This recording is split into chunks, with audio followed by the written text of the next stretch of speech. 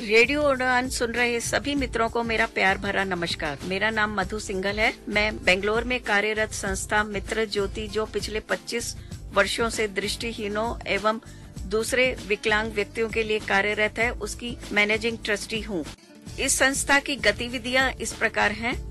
यहाँ पर दृष्टिहीनों के लिए ऑडियो में पुस्तकें रिकॉर्ड की जाती हैं। इसके साथ साथ ब्रेल में और स्कैन्ड पुस्तकें भी उनको दी जा रही हैं।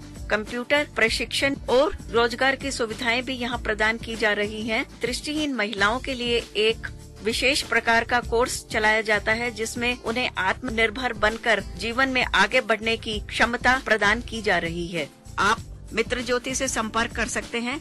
यहाँ का फोन नंबर है 08022587623 और 22587625। ईमेल एड्रेस है admin.office@mitrajyoti.org। वेबसाइट है www.mitrajyoti.org।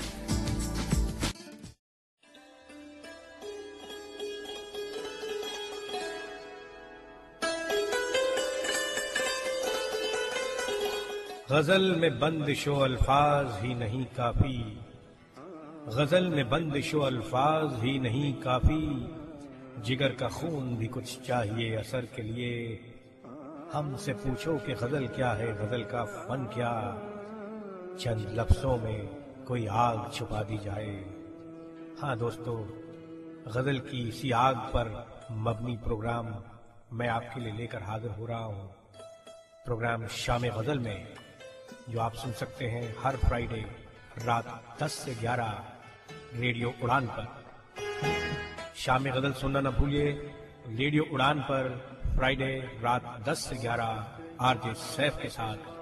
सुनते रहिए और एंजॉय कीजिए रेडियो उड़ान। आए भुला दे भुला दे।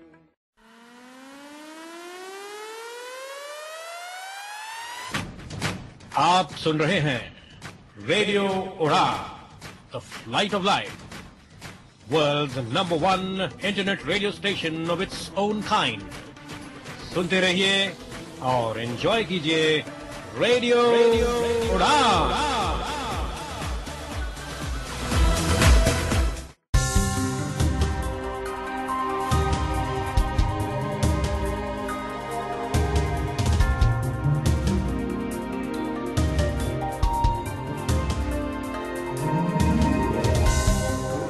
या दोस्तों नमस्कार, आदाब, सत श्री अकाल।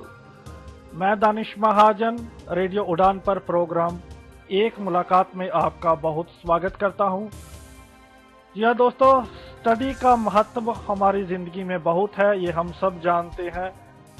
और इस बार जो हम आपको कुछ अपनी कम्युनिटी के यंग स्टार्स से मिलाने जा रहे हैं, जो हमेशा हमारा मार्ग प्रशस्त करते हैं और हमारी कम्युनिटी को लीड करते हैं आने वाले समय में, कुछ ऐसे स्टार्स। तो इस बार जैसा कि आप जानते हैं कि आप कई लोगों के रिजल्ट आ गए हैं, कई लोगों के अभी आने हैं। तो जिनके आ गए हैं, हमारा एक हमेशा से प्रयास रहता है कि हम उन बच्चों को मोटिवेट करें और आपके सामने उस तमाम टैलेंटेड स्टूडेंट्स को लाएं जो हमारी इंस्पिरेशन का कारण बने, जिससे हमें कुछ सीखने को मिले और उनको कॉन्फिडेंस मिले, आपकी दुआएं मिले, ताकि वो जो उनके गोल हैं उसको अचीव कर सके। इंग्लिश में कहा जाता है कि try try until you succeed. Before say I can't say I will try and try try until we succeed. तो ऐसा ही कुछ किया है बेंगलोर से प्रीता जी ने। Preeta, good evening, welcome to the programme एक मुलाकात। How are you Preeta? I'm good, sir. What about you? I'm also fine, thank you. So Preeta, can you tell us about your family background, a little bit about your personal life? Yeah, sure. I'm Preeta and I'm my parents. My father is Lokchandar, my mother Shanti, My mother is a teacher and my father is an ex-army man, and now he's working for Tata Logistics as a logistic manager. And I'm their only daughter. And at the age of 8, I was affected by tuberculosis meningitis and I lost my vision. My optic fiber nerve was damaged. So after that, there was no source of medication. Everything we have tried, but it was a great failure. But then that never stopped me from moving further in my life. And from 4th to 7th, I did my education in Jyoti Seva School for the Blind. That was a turning point of my life. That's where I learned Braille. That's where I learned to lead an independent life. And after that, 8th to 10th, I did it in a traditional school like any other normal student. I was along with them. And here I'll have to mention that my teachers and the school management and all my friends were so cooperative with me that they even made me forget that I'm something different from them. And even in my college also, my lecturers have played a vital role in today's success of my life. And also the management, they are very caring and they are very affectionate towards me. And also my friends, they stood beside me and they're still beside me. And one more thing that I would like to mention here is today's success, all the credit has to go to my parents and none. Yeah, I appreciate your spirit, the way you emerged like a shining wonder in the community. Well, Preeta, can you tell us in which school you have topped and how many marks you have scored? Actually, sir, here I would like to quote my flashback. Actually, in my 10th, I had actually secured 95%. And after that, in my PU, that's my second year, I have scored 90%, but still I'm the college topper for arts. Since it was an arts subject, that's distinction also. In that case, I have even touched 90%, but that wasn't my expectation. My expectation was more. It was disheartening, but then I'm okay with it. I'll have to move further in my life. So in high secondary, in plus two, you scored 90%, right? In high secondary, you got now 90. In 10th, you got 95%. So, what is the name of your institution or college?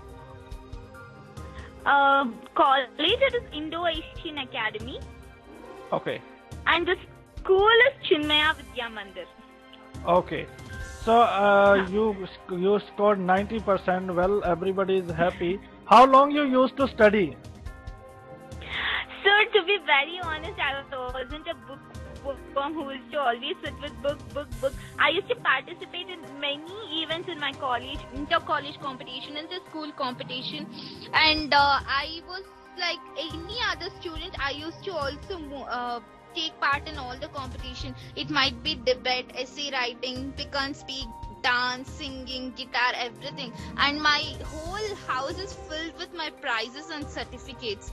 And yeah, I used to balance between both my studies and my culturals. So the time I used to study is, I used to start my studies by somewhere around 7 and it would go up to 2 also in the night. Whenever I feel like ending up, I would end up. There was nothing that this was the perfect time to study. Nothing like that. जी, और मैं थोड़ा सा listeners को बता दूं कि प्रीता जी ने 10वीं में 95% मार्क्स लिए और प्लस 2 में अभी इन्होंने 90% मार्क्स लिए। इन्होंने टॉप किया अपने कॉलेज में। ये कभी हार नहीं मानती हैं, तमाम कॉम्पिटिशन्स में ये पार्टिसिपेट करती हैं। तो इन्होंने बताया कि इनकी लाइफ का जो टर्निंग पॉइंट था जब ये एक ब्लाइंड स्कूल में गए, वहाँ इन्होंने ब्रेल सीखी और तमाम कॉम्पिटिशन्स में ये पार्टिसिपेट करती हैं। ये एक किताबी कीड़ा नहीं है, ये इंडोर और आउटडोर दोनों मेंटेन करके चलती हैं, गेम्स को और स्टडी को भी बराबर करती हैं।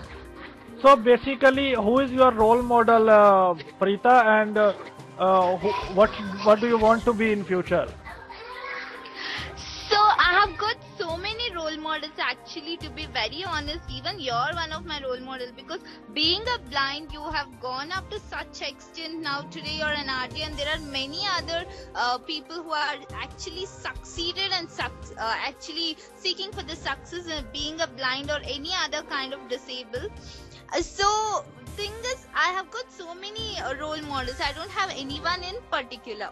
So And my future plans are, next I want to do my BA journalism, and there is a reason behind it also. The reason is many visually challenged think that more than visually challenged, what the society thinks is visually challenged cannot easily compete in this fast moving world, especially journalism, because that's the highest competitive sector. So I'll want to give a bang there. I just want to prove it wrong. Actually, we can succeed in everything and anything with our sheer interest. So, and also you are a lucky person, Preeta. I just need to tell you something about your goals, which can be achieved in Bangalore, where you are residing. There is a guy called Mr. Subramani. He is blind. Yes, so I'm in contact with him. Yeah, so he's for Deccan Herald. Yeah, he may help you in your stream. So he's one of our regular panelists in Radio Udan. So and also have a great passion towards RJing also. Okay, so looking forward to have you as a RJ on Radio Udan as well. Yeah, thank you. Okay, and so one more important thing. I would like to give my special thanks to Sumant, because he was my scribe from past 3 years. So from my 10th standard board exams till today, he is my scribe and he is my best friend and well-wisher also. He's junior to me. Now he's pursuing his second PU. But in spite of he having class, he being a science student, he used to come regularly to write exams for me, or any kind of help I wanted, he used to do that first for me. So a special thanks to my scribe. जी बिल्कुल, और तमाम जो हमारे दोस्त हैं जो scribe बनते हैं, जो राइटर बनते हैं, तो वाकई उनका एक अहम रोल रहता है हमारी सक्सेस में, जो कभी भी डिनाई नहीं किया जाता. तो ये Preeta, I mean, I would like to give you compliment. You are quite mature. More you have got matured according to your age, so you got very mature. That's very good indications for the future. Well, Preeta, so what is your favorite sport? Sports, sir. I love basketball. Basketball. Do you play? I used to in my school days.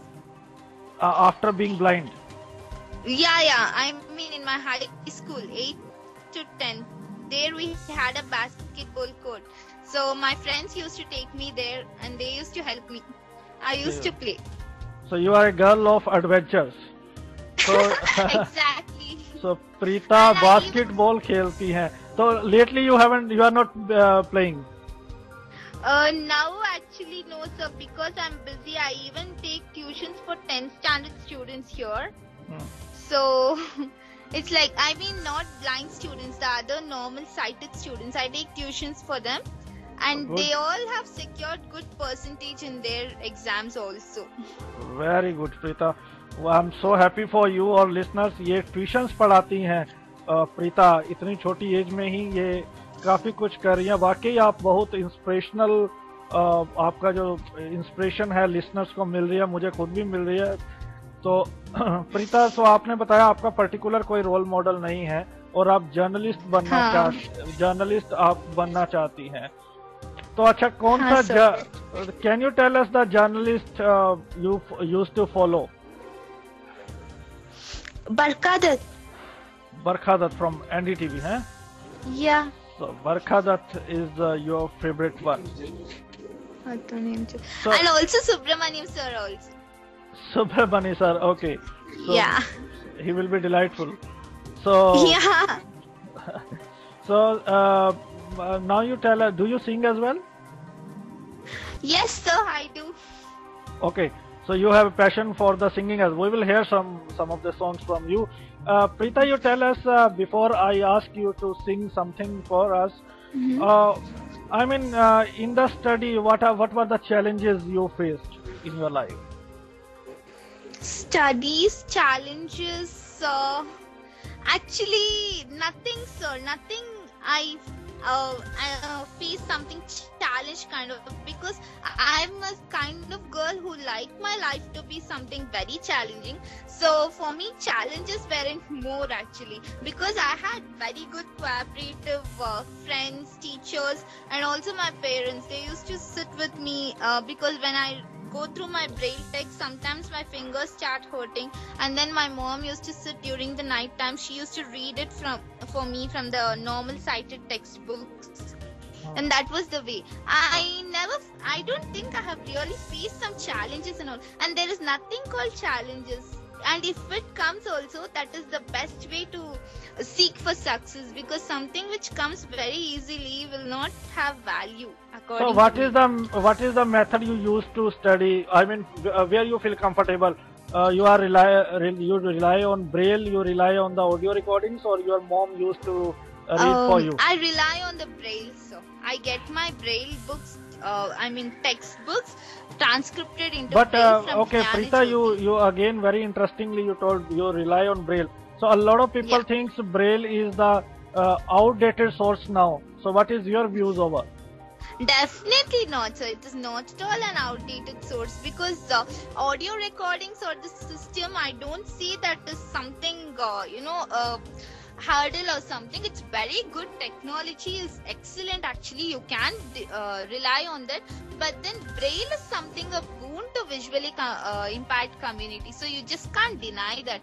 And one more thing is, as many books you read or you start writing in braille, even your memory power also sharpens. This was a proven statement by a scientist also. If this show will Mr. JL Cole will listen this show, he will be very happy with you. He will bless you. Okay. So Thank you. now Preeta, okay, can you tell one touchy moment of your life and one of the hilarious moment of your life?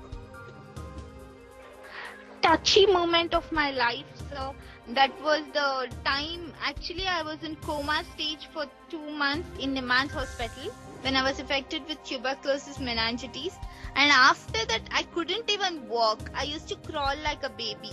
I couldn't step down my feet. But then slowly through physiotherapy and everything, I started walking.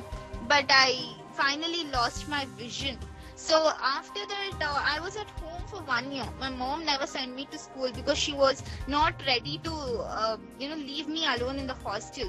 So, and after that, it was Sister Adela from Jyoti Seva School for the Blind. She actually encouraged my mother to join me in the school. So that's the reason I joined Jyoti Seva, and that was the most touchy moment in my life, because till then I thought nothing was possible by me, but then after going there I just thought there is nothing called impossible. Impossible. So what is the hilarious moment of your life? Hilarious moments, sir, there are no. Yeah, there are many, sir, actually. To be honest, share one of. Sometimes no people. Yeah. Sometimes people don't understand, and then they try insulting or humiliating. That was hilarious initially, but after that, once I got used to it, I just felt nothing at all. You learn to face the challenges and hit the battles. Everything is going to be cool, because initially, being along with sighted students, the way they were with me was a little hilarious. But as the days passed, as I started proving myself, everyone came to me, and today everyone rely on me for help. That is the nice moment, and past was a little hilarious. Good. So Preeta, what would you sing for the listeners? What would you sing for us? Sing. Okay, Yeah. I'll sing one of my favorite song. I'll sing 2 lines from there. Okay. हम तेरे बिना अब रह नहीं सकते, तेरे बिना क्या वजूद मिला, अभी तुम ही हो, अभी तुम ही हो, मेरी जिंदगी अभी तुम ही हो, शैन भी मेरा दर्द भी मेरी आशिकी अभी तुम ही हो. Okay, so very nice, Preeta. So Preeta, Thank you. so your family is giving you full support. You are a singer, you are a sports person. मैं listeners को बता I दूं even कि participate in dance competitions also, so I have won many prizes. So actually, I'm sitting next to the prizes only now. so you won't leave I have won anything. many- You won't leave anything for other. You I will will do never, everything. sir. I will try my hard. I'll fight till the last drop of my blood. Only I'll never give up things very easily. Okay, so And tell us one- about the awards. Yeah, Yes, sir. tell us about the awards you have won. Awards that I have won. I mean, from the day one of my schooling, that can be counted from nursery till now. I have won many prizes in. I mean, when I was sighted, I used to win many championships in sports, and then handwriting competitions and all those things. And yeah, even in dance, singing, essay writing. Even now, I do win in dance, singing, essay writing, pick and speak, debate competitions, and everything. And I have even participated in state level debate competitions when I was in 10th standard, and I have even won. And also I have won award from Governor of Karnataka when I secured 95% in my 10th standard. Good, very good. Preeta, I Thank tell you. you, basically Huh? my shows are one of the show is on debate and one of the show on discussion. Basically, I conduct debate and discussion. So Oh, it's, okay. I will surely debate with you because I also it is my passion. Okay. So once we'll have debate, sir. या surely. तो Yeah. आज हम प्रीता जी से आपकी मुलाकात करवा रहे हैं और प्रीता जी ने 90% मार्क्स अचीव किए हैं +2 में और ये डांसर भी हैं, सिंगर भी हैं, स्पोर्ट्स पर्सन भी हैं, ये बास्केटबॉल खेलती हैं. दुनिया भर के अवार्ड्स इन्होंने अपने झोली में डाले हैं और आगे जर्नलिस्ट बनना चाहती हैं. प्रीता ने बताया कि वो ब्रेल को बहुत महत्व देती हैं, हालांकि टेक्नोलॉजी बहुत अच्छी है मानती हैं और ब्रेल इनके लिए बून है ये कहती हैं. और स्क्राइब का और पेरेंट्स का इन्होंने धन्यवाद किया. और सुब्रमणी सर जो कि हमारी कम्युनिटी से हैं, जो डेक्कन हेराल्ड के सब एडिटर हैं और उनको अपना रोल मॉडल मानती हैं. प्रीता ये बताएं कि लिसनर्स के लिए क्या मैसेज देना चाहेंगी. Listeners के लिए, okay, there must be many people, not only sighted, visually impaired, different people even suffering with many emotional problems. And first thing that you'll have to see is once you face a problem, don't think that this is the end of the life. After every full stop, you can start off with a new, fresh sentence with a capital. So there is nothing called full stop in your life. Even in the word impossible, you can quote a word called possible. There is nothing impossible on this earth. You try and try. As you told in the very beginning, until you succeed. One thing is, there is nothing known as disability on this earth. Seriously, if you are talented in one or the other thing, you're seriously wanted by someone on this earth.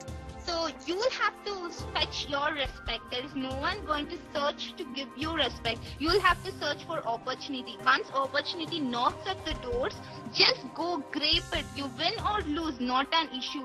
But just give a try. There is nothing wrong. And I have to give a special thanks to Gautam Agarwal sir also. Because of him only I was introduced to you. Exactly. और मैं listeners को बताता हूँ, गौतम अग्रवाल जी जो कि हमारे मित्र हैं, national federation of the blind के जनरल सेक्रेटरी हैं बेंगलोर में, जिन्होंने काफी प्रमोट किया प्रीता जी को और उन्हीं के द्वारा ही हमें कांटेक्ट मिला प्रीता जी का, जो कि हम उनकी आवाज आप तक पहुंचाएं. प्रीता, इससे पहले कि मैं आपसे अलविदा लूं, so I want to know what is your major, what is your favourite subject.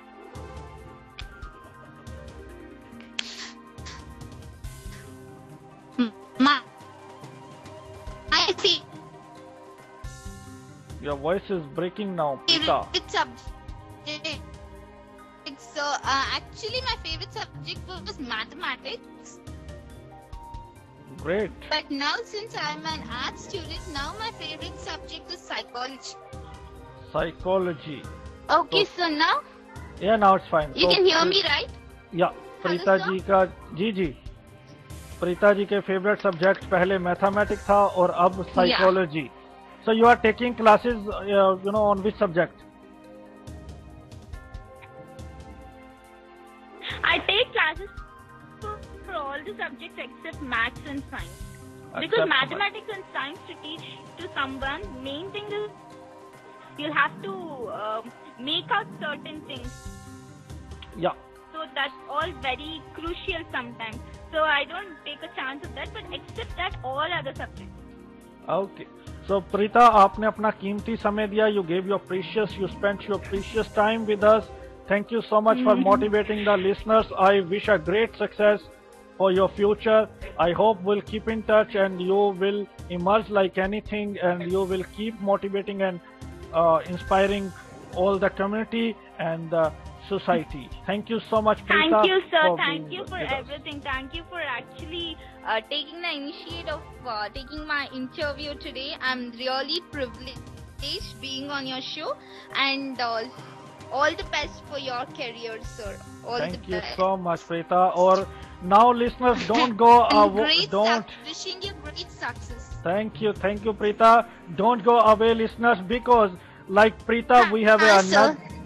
another student, Mr. Ajay from Calcutta, who has also achieved great marks in 10th class. I will make you introduced with Mr. Ajay shortly. Be with us. Don't go away. Thank you so much. किसे पूछूं है ऐसा क्यों बेजुबां सा ये जहां है खुशी के पल कहाँ ढूंढूं बेनिशान सा. Radio Udaan, the flight of life. क्या आपकी भी है कोई अनकही लव स्टोरी? क्या आपने भी किया है कभी किसी से प्यार का इजहार? तो सोच क्या रहे हैं आप? शेयर करें अपने प्यार की कहानी ऑन द शो लव का कीड़ा विद दीवाना आरजे सुबोध. हाँ दोस्तों, मैं आपका दीवाना आरजे सुबोध शेयर करूंगा आपकी लव स्टोरी की कहानी मेरी शिवानी. स्टोरी भेजने के लिए सिंपल सा फंडा है. लॉग ऑन करिए www.radioudan.com या फिर मेल करिए मुझे मेरी ईमेल आईडी पे. मेरी ईमेल आईडी है divanarjshub02@gmail.com. तो सुनिए मुझे और बने दीवाने मेरे साथ only on radio Udaan the flight of life. यहाँ दोस्तों, तो प्रीता के बाद एक और पर्सनैलिटी से आपको मिलाने का समय है, जिन्होंने दिल्ली में CBSE बोर्ड की +2 क्लास में रिकॉर्ड बनाया है और ज़बरदस्त मार्क्स लिए हैं, जिन्होंने 600 में से 557 मार्क्स लिए हैं और ये दिल्ली पब्लिक स्कूल के प्रोडक्ट हैं. तपस, आपका बहुत बहुत स्वागत है रेडियो उड़ान में. जी आभार आपका. तो तपस, कितनी खुशी हुई जब रिजल्ट देखा? निश्चित तौर पर ये मेरे लिए बड़ी प्रसन्नता की बात थी जब मेरा परिणाम आया और बहुत प्रसन्नता हुई मुझे. और मैं समझता हूँ कि परमपिता परमेश्वर ऐसे अवसर मुझे अक्सर देते रहे और मुझ पे अपनी कृपा बनाकर रखें. तो तपस, थोड़ा सा पहले अपने बारे में बताइए, पर्सनल लाइफ के बारे में. कहाँ से हैं? थोड़ी सी इंट्रोडक्शन दे लिसनर्स को अपनी. जी, मैं दिल्ली में मेरा जन्म हुआ. 7 अगस्त ने दिल्ली में जन्म लिया. मेरा बचपन अस्पतालों में गुजरा. मैं बहुत बीमार रहता था और मैं 6.5 महीने का पैदा हो गया था. तो आई वॉज प्रीमेच्योर्ड और दृष्टिबाधिता की जो समस्या है वो बचपन से ही मुझे है और 100% है. और मेरे परिवार में मेरा संयुक्त परिवार है. मेरे बड़े पापा अरविंद राज शर्मा जी हैं, जो कि मेरी इंस्पिरेशन भी हैं, और मेरे विद्यालय के प्रधानाचार्य डॉक्टर श्री DR सैनी जी, वे भी मेरी इंस्पिरेशन हैं. तो तपस, ये मार्क्स एक्सपेक्टेड थे? एक्सपेक्टेड थे क्योंकि मैंने 10th में भी टॉप किया था. मेरा फुल CGPA था 10th में भी. A1 ग्रेड था और 12th में भी अभी टॉप किया है. 94% मैंने मार्क्स अचीव किए हैं. डिसेबल्ड कैटेगरी में। कितने घंटे पढ़ते थे आप? मैं बहुत ज़्यादा, तो क्योंकि मैं हेड बॉय भी हूँ इस समय स्कूल का, DPS आरकेपुरम का, तो मुझे एक्स्ट्रा करिकुलर्स में भी अपना ध्यान देना पड़ता है। मैं नेशनल लेवल डिबेटर भी हूँ, तो लेकिन घंटे का, क्योंकि इस वजह से बहुत ज़्यादा तो मैं नहीं पढ़ता था, लेकिन मेरा ये था कि जब पढ़ता था तब पूरी लगन के साथ और पूरी मेहनत और पूरी शिद्दत से पढ़ता था। तो आप भी नेशनल लेवल के डिबेटर, इससे पहले प्रीता हमारे साथ थी, वो भी डिबेटर हैं नेशनल लेवल की, स्टेट लेवल की, तो मुझे भी डिबेट का शौक है, तो मतलब खूब जमेगी हम सभी की। जी निश्चित तौर पर, और रेडियो उड़ान बहुत ही अच्छा रेडियो है और मेरे दिल के बहुत करीब है। Thank you Tapas. तो तपस आप ये बताएं, अभी आप इसका जो आपने इतने अच्छे मार्क्स लिए हैं, तो बेसिकली क्रेडिट किसको जाता है? फैमिली को? कौन सबसे ज़्यादा जो वाइटल रोल रहा है अभी तक आपकी स्टडी एजुकेशन में? पहले आपने बताया कि आपके जो बड़े पापा हैं आपके इंस्पिरेशन है, टीचर्स हैं, तो बेसिकली अगर एक शख्स को क्रेडिट देना हो तो किसको देंगे? किसी एक शख्स को तो मैं क्रेडिट नहीं दे सकता, लेकिन क्रेडिट मैं दूंगा अपने बेस स्कूल, अपनी जहाँ से मैंने अपने एजुकेशन प्राप्त की, जिसने ये बीज बोया, national association for the blind RK Puram sector 5 को। उन्होंने ही मुझे कंप्यूटर और ब्रेल की ट्रेनिंग दी। और मैं क्रेडिट देना चाहूँगा DPS ईस्ट ऑफ कैलाश, जो कि मेरी आरकेपुरम की जूनियर ब्रांच है, उसकी टीचर्स को, मेरे आरकेपुरम की टीचर्स को, मेरे विद्यालय के प्रधानाचार्य डॉक्टर सैनी जी को, मेरे स्क्राइब्स को, जिन्होंने मेरे लिए एग्जाम लिखा। क्योंकि जब आप किसी को सुनकर लिखते हैं, ये बहुत ही आसान कार्य नहीं है, लेकिन उन्होंने इसको बड़ी बेबाकी और बहुत ही अच्छी तरीके से निभाया। इसलिए मैं सभी का आभार है और परमपिता परमेश्वर की कृपा से है। तो उनके तो तपस आपकी स्ट्रीम थी? मेरे पास ह्यूमैनिटीज थी। थोड़ा सा लिसनर्स को बताएंगे इसके बारे में? ह्यूमैनिटीज सब्जेक्ट मैंने लिया 11th-12th में। तो जब मैंने चुनाव किया तो मैं बहुत पहले तो कंफ्यूज था कि मैं क्या करूं, लेकिन सभी के परामर्श से मैं इस निष्कर्ष पर पहुंचा कि ह्यूमैनिटीज मुझे लेनी है, आगे भी मुझे लॉ करनी है। ह्यूमैनिटीज में मेरे पास English, psychology, sociology, computer science और लीगल स्टडीज और म्यूजिक एज ए सब्जेक्ट्स थे। तो आगे अभी आपने बताया फ्यूचर में आपको लॉ करना है जी, तो कौन है आपके रोल मॉडल? कौन आई मीन किस एडवोकेट को फॉलो करते हैं? कौन आपके इंस्पिरेशन बने हैं जो आपने लॉ फील्ड को क्यों चुना? लीगल स्टडीज सब्जेक्ट जो है वो CBSE बोर्ड ने 2014-15 में फर्स्ट टाइम इंट्रोड्यूस किया और वो मैंने लिया।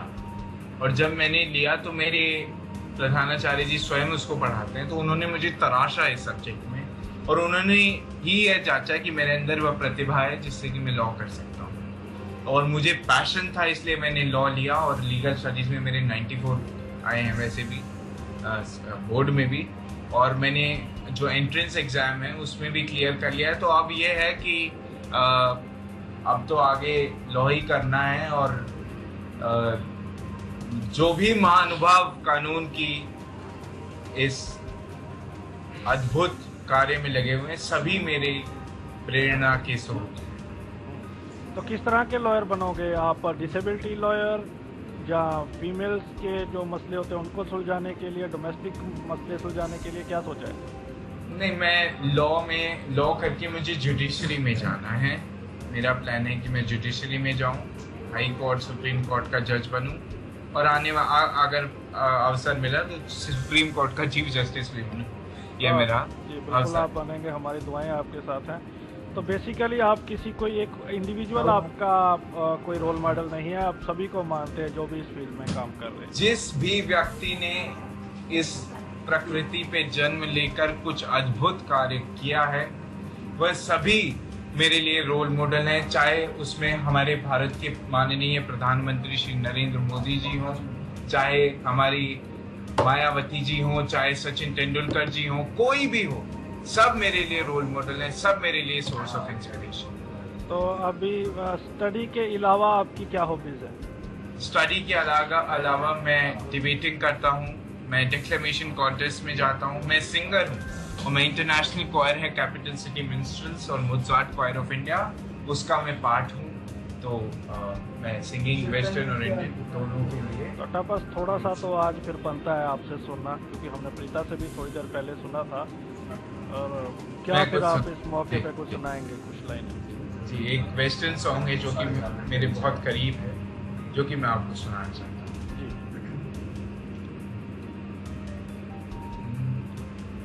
Mary, did you know that your baby would one day walk on waters? Mary, did you know that your baby born would serve our sons and daughters? Did you know that your baby born would help a blind man? Mary, did you know that your baby born would serve our sons and daughters? Yeah. Excellent, तपस। तो तपस हम ये बताएं कि आपको जो इतने marks लिए हैं, आपने टॉप किया 10th में भी +2 में, बेसिकली क्या चैलेंजेस आपको फेस करने पड़े? वो पथ क्या पथिक कुशलता क्या, यदि पथ पे बिखरे शूल ना, नाविक की धैर्य परीक्षा क्या, यदि धाराएं प्रतिकूल ना। निश्चित तौर पर बहुत ही बाधाएं आई और एक्सेसिबिलिटी ऑफ बुक्स एक बहुत बड़ा इशू है जो कि मैंने फेस किया, क्योंकि इंडिया ने अभी मैरिकेज ट्रीटी भी रैटिफाई की है, जिसके तहत सभी जो विजुअली डिसेबल्ड स्टूडेंट्स हैं उनको ब्रेल में बुक प्रोवाइड कराना है। लेकिन अब आवश्यक है कि उसकी इम्प्लीमेंटेशन पूरी तरीके से हो, क्योंकि कोई कानून बनता है या कोई ट्रीटी रैटिफाई होती है, उसका सिर्फ काम रैटिफिकेशन नहीं है, उसका काम है इम्प्लीमेंटेशन, जो कि मैं समझता हूँ कि अब होना चाहिए। और हमारे प्राइम मिनिस्टर जी ने बहुत उसके लिए कदम भी उठाए हैं, और I do hope that everything will be getting fine in the coming years. Absolutely. So, what was the basic mode of your study? I mean, you prefer braille, audio recordings, or you want your parents to read out for you? I prefer all the things, whatever the condition is. जब मैं अपने speeches लिखता हूँ, तो मैं पहले उनको Braille में लिखता हूँ, कि जो मेरे विचार हैं उनको मैं एक साथ संकलित करके कर लेता हूँ, उनका संकलन कर लेता हूँ, उसको मैं ब्रेल में लिखता हूँ, क्योंकि लैपटॉप ले जाना हर जगह संभव नहीं है। लेकिन स्कूल में मुझे ब्रेल पे कार्य करने में जो मुश्किलात आती थी वो ये आती थी कि और बच्चे डिस्टर्ब होते थे जब मैं ब्रेल पे अपना लिखता था, क्योंकि ब्रेलर की आवाज़ होती है, आप जानते होंगे। तो फिर मुझे कंप्यूटर पे टर्न होना पड़ा, और कंप्यूटर पे मुझे हेडफोन लगा के काम करना पड़ता था, जिससे कि और बच्चों को डिफिकल्टी ना हो। तो मुझे टीचर्स की भी बात सुननी पड़ती थी और हेडफोन्स का भी सहारा लेना पड़ता था। और कई बार ऐसा भी होता था, जैसे कोई असाइनमेंट दिया गया है, वो कंप्यूटर पे भी अवेलेबल नहीं है और वो ब्रेल में भी अवेलेबल नहीं है, तब मैं उसको पेरेंट्स से रीड कराता था। और कई बार ऐसा भी होता था कि कोई टेक्स्ट है जो कि ऑडियो वर्जन में अवेलेबल है, उसको मैं कर लेता था। तो every technology that has been introduced will be doing the betterment of the mankind, ऐसा मेरा सोच है। तो आप ऑलरेडी स्ट्रेटजी बनाने में निपुण हैं, तो आई होप कि this profession will suit you in future. जी, आभार है आपका। तपस, अब आपसे लिसनर्स के लिए आप कुछ मैसेज देना चाहेंगे, स्टूडेंट्स को कुछ कहना चाहेंगे? मैं स्टूडेंट्स को सिर्फ इतना ही कहना चाहता हूँ कि have the passion to do something. Passion जब होगा तो परफॉर्म करोगे तो ऐसा नहीं है कि हर बार जीतोगे ही या हर बार हारोगे। इसलिए पेशेंस रखोगे तो परफेक्शन हो जाएगी, और परफेक्शन रखोगे तो पोजीशन मिल जाएगी। Passion followed by performance, followed by patience, followed by perfection, followed by position. यही मेरे जीवन की फिलॉसफी, और इसी को भी मैं आगे भी फॉलो करूँगा। तो पेंटा पी की फिलॉसफी है तपस की। तपस, थैंक यू सो मच। हम उम्मीद करते हैं आप इसी तरह चमकते रहोगे इसी तरह हम आपको बुलाते रहेंगे। आप अपनी कम्युनिटी का, सोसाइटी का, स्टेट का, देश का नाम रोशन करते रहोगे और डिसेबिलिटी सेक्टर में जो भी मैं अपनी सहायता दे सकूंगा मैं पूरी देने का प्रयास करूंगा। और जो भी मैं आगे, मेरा ये सरकार के लिए भी ये मैसेज है कि अगर सरकार चाहे तो मैं डिसेबिलिटी में जो अभी स्टूडेंट्स पढ़ रहे हैं उनको चाहे कंप्यूटर में यूज हो चाहे ब्रेन में यूज हो, I can help them in every way out. मुझे सिर्फ आवश्यकता है प्लेटफॉर्म की जिससे कि मैं उनकी सहायता कर सकूं। एब्सोल्युटली। तपस आप अपना ईमेल दे सकते हैं लिसनर्स को। जी, मैं अपना ईमेल शेयर करना चाहता हूँ। It's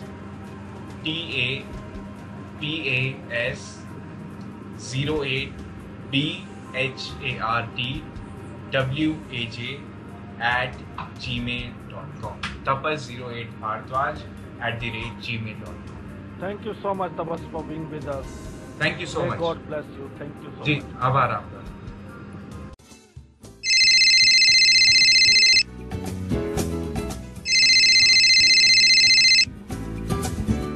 hello hello Bittu.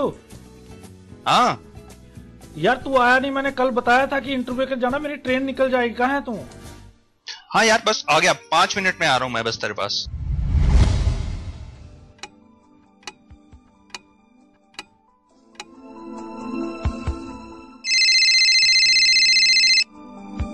Hello. हाँ यार बिट्टू 5 मिनट रह गए, मेरी ट्रेन निकल जाएगी। कहाँ है तू? बस यार बाहर ही हूँ, आ रहा हूँ तो बस वेट कर, आ गया मैं।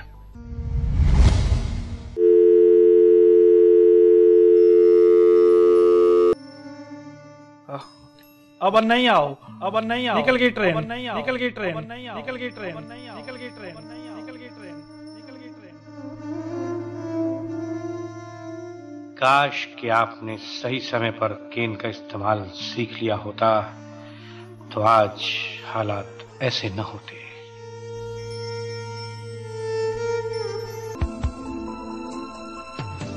इसीलिए दोस्तों कीजिए केन से दोस्ती, क्योंकि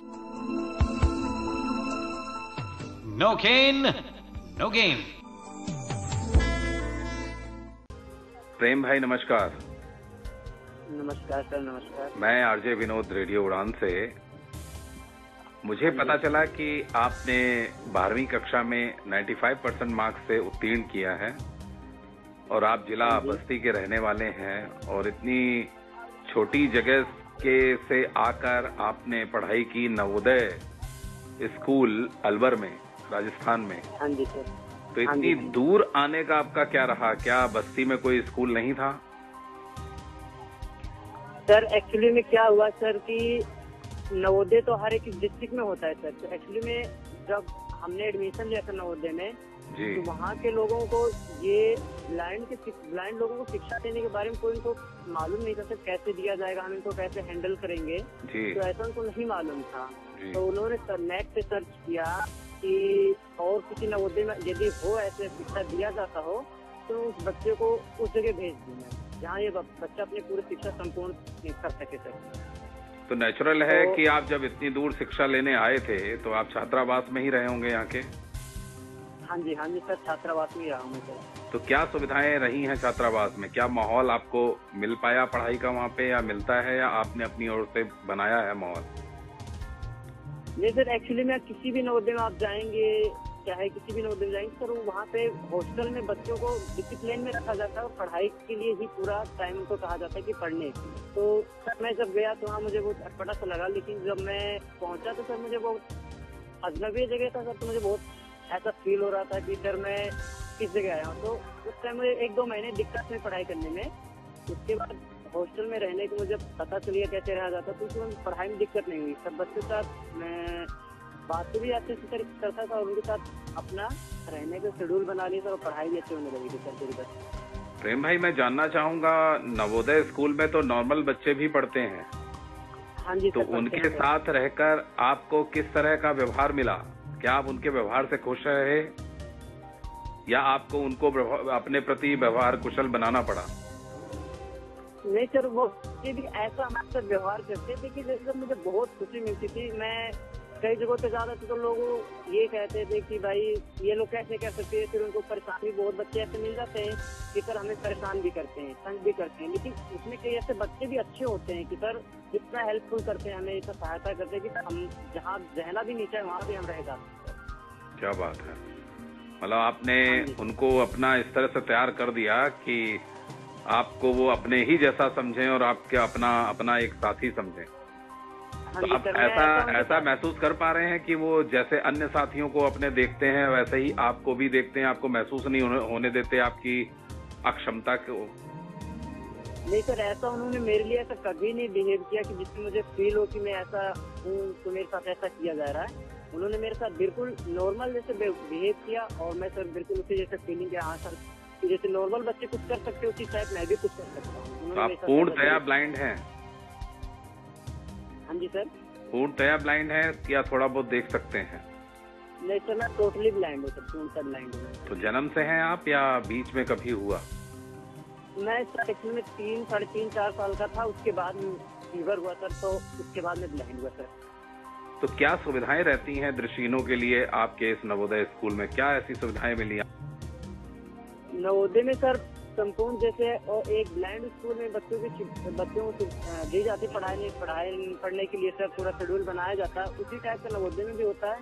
बस चेंज क्या होता है कि सर नॉर्मल के साथ उनको फॉलो करना होता है, सभी टीचर नॉर्मल होते हैं, स्पेशल टीचर भी रखे जाते हैं हमारे लिए ब्लाइंड को पढ़ाने के लिए सर वहाँ पे, और आपको बुक्स वगैरह होती है, CD ये सब भी उपलब्ध कराई जाती है सर वहाँ बाकायदा। और बच्चों के 1-2 बच्चों को जैसे नए बच्चे जाते हैं वहाँ पे सर, तो उनके लिए 2-3 बच्चों को ड्यूटी लगाई जाती है कि बच्चे जैसे कि उनको कहीं आने जाने प्रॉब्लम ना हो सर कहीं ऐसा। तो टीचर्स का व्यवहार आपके साथ कैसा रहा वहाँ के?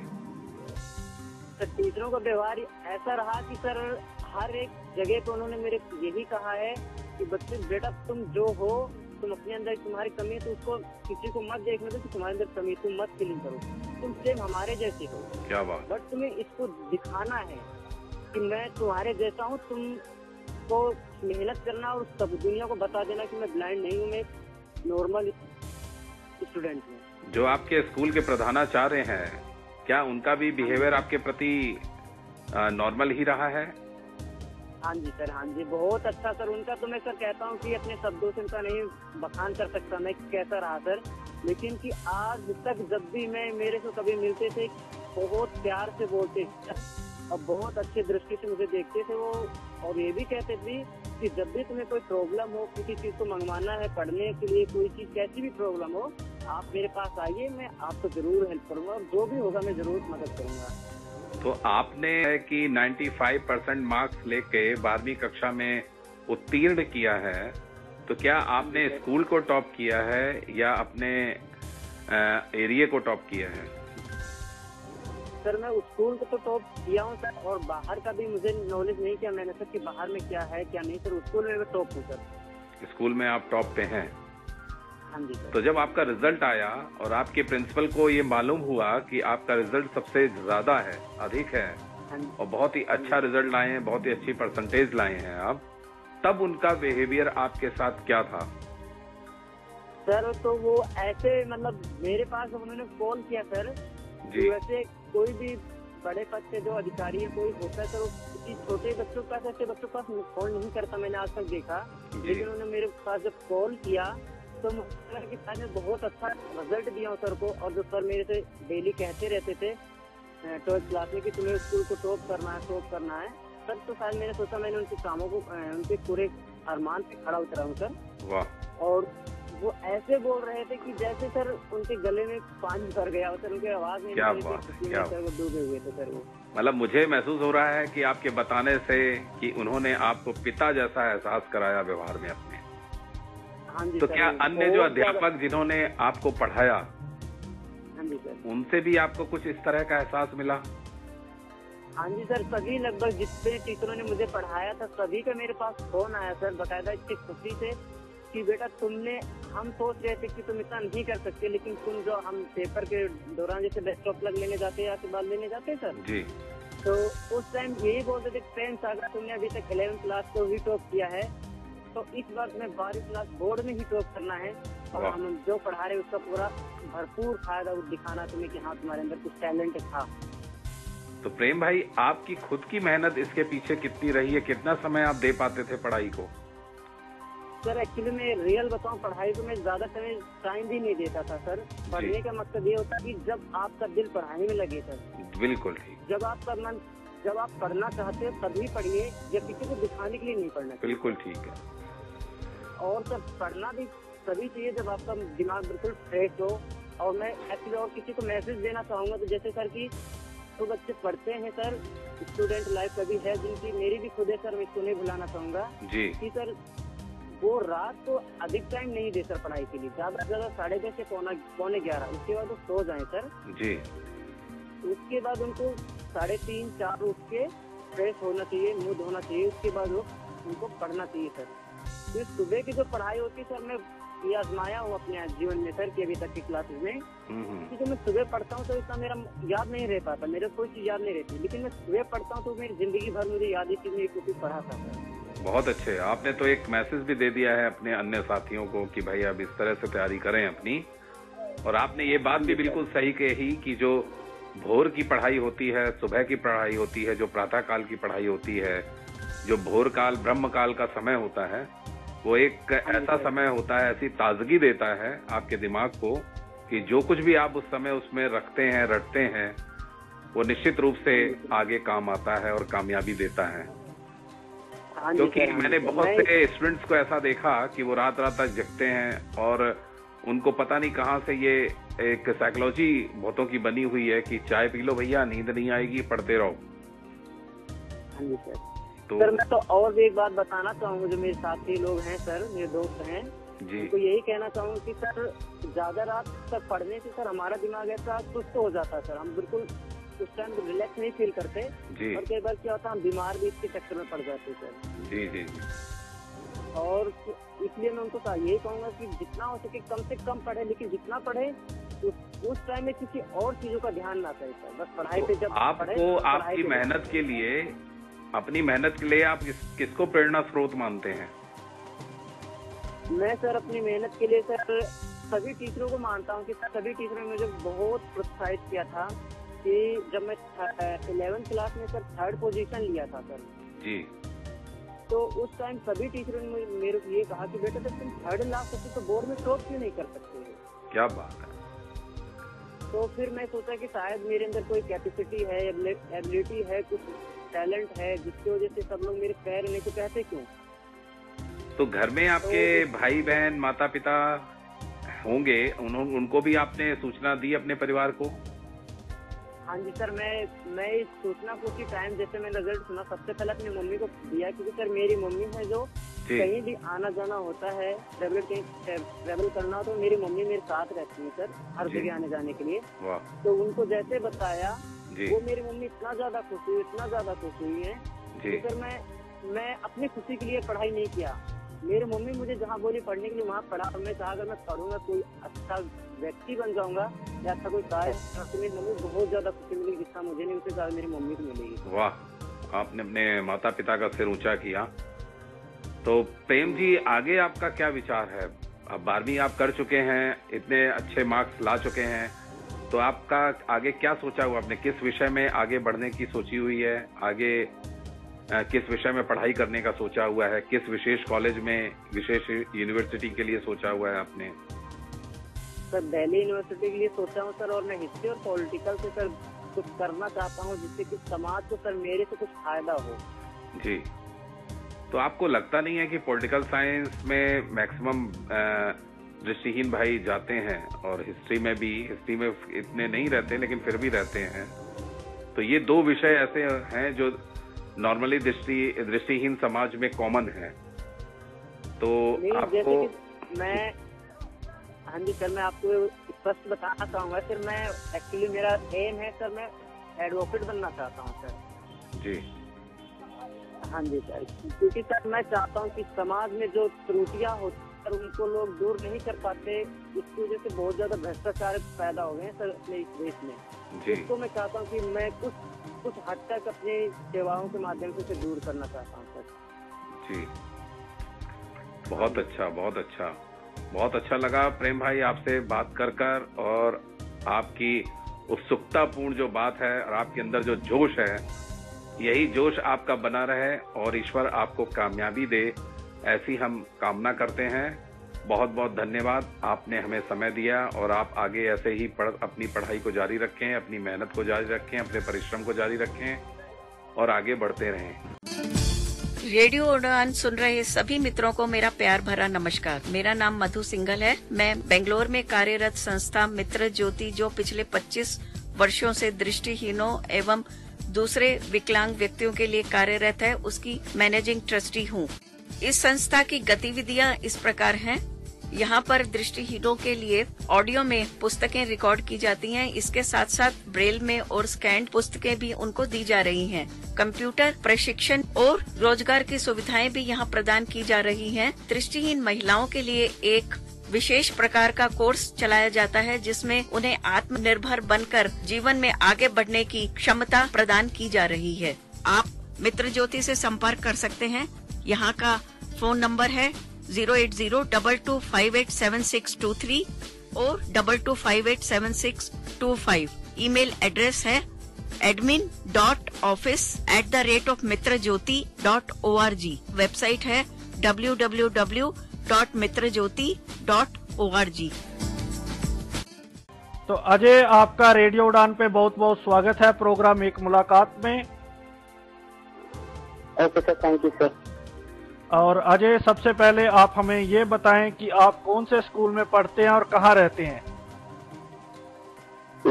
सर, मैं पढ़ता हूँ वेस्ट बंगाल की पूर्व मेदिनीपुर जिला में। उनका नाम है विवेकानंद मिशन आश्रम, आवासीय दृष्टिहीन शिक्षा आयतन। विवेकानंद मिशन स्कूल में आप पढ़ते हैं। तो अभी आपने 10th की परीक्षा पास की है और आपने जबरदस्त मार्क्स हासिल किए हैं। कितने मार्क्स आए हैं अजय आपके 10th में? 636 सर। और टोटल कितने मार्क्स थे? 700। सो ब्रिलियंट मार्क्स आपने हासिल किया, 700 में से 646। तो अजय, कितनी खुशी हुई जब रिजल्ट आपने देखा और आपको पता लगा आपने बहुत अच्छे नंबर लिए हैं? तो कितनी खुशी मिली आपको और आपके पेरेंट्स कितने खुश थे? तो मुझे तो बहुत ही खुशी हुआ था, उससे भी ज्यादा मेरे पेरेंट्स खुशी हुए। अच्छा, तो इतने नंबर लेने के लिए कितना टाइम पढ़ते हो आप और कितना टाइम पढ़ते थे? सर, मैं रेगुलर 6-7 घंटे तक पढ़ता था। 6-7 घंटे तक पढ़ते थे। तो कौन सा आपका फेवरेट सब्जेक्ट कौन सा है? सर, फेवरेट सब्जेक्ट मेरा इंग्लिश है। फेवरेट सब्जेक्ट आपका इंग्लिश है। तो अजय, जो आपने इतनी मेहनत की, आपने मार्क्स लिए, तो इसका क्रेडिट आप टीचर्स को भी देंगे? टीचर्स ने आपके ऊपर काफी मेहनत की होगी। बिल्कुल सर। तो आप कोई ट्यूशन भी लेते थे?